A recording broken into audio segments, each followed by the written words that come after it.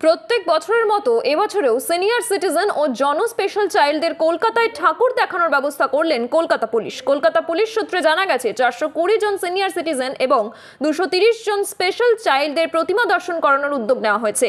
সেই কারণেই 22টি বাসেরও ব্যবস্থা করা হয়েছে কলকাতা পুলিশের পক্ষ থেকে। শহরের বড় বড় পুজো প্যান্ডেল ঘুরে ঘুরে প্রতিমা দর্শন করানো হবে, এমনকি তার পাশাপাশি থাকছে খাবারের ব্যবস্থাও।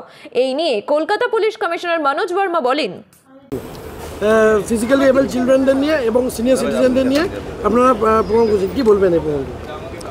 কলকাতা পুলিশ অনেক বছর ধরেই এই প্রোগ্রামটা করে আসছে। এখানে দুটো যারা পার্টিসিপেন্টস আছে, দুরকম পার্টিসিপেন্ট আছেন। প্রথম হচ্ছেন প্রণব, যারা সিনিয়র সিটিজেন্স আছেন, প্রায় আমাদের 22,000 মেম্বার্স আছেন। ওদের সারা বছর ধরেই ওদের খোঁজ খবর পুলিশ রাখে, ওদের বাড়িতে গিয়ে বা যেখানে ওরা থাকেন ওখানে কোনো রকম সমস্যা আছে কি না ওখানে গিয়ে ওদের সঙ্গে যোগাযোগ হয়। পূজার সময় স্পেশালি একটা পূজা দর্শন প্রোগ্রাম করা হয় কলকাতা পুলিশ তরফ থেকে। এই বছর প্রায় টোটাল 420 সিনিয়র সিটিজেন্স অ্যান্ড এর সঙ্গে আমাদের ডিফারেন্টলি এবল পারসন প্রায় 230 আছেন। মোট 22টা বাস দিয়ে ওরা বিভিন্ন জায়গায় কলকাতা শহরে বিভিন্ন।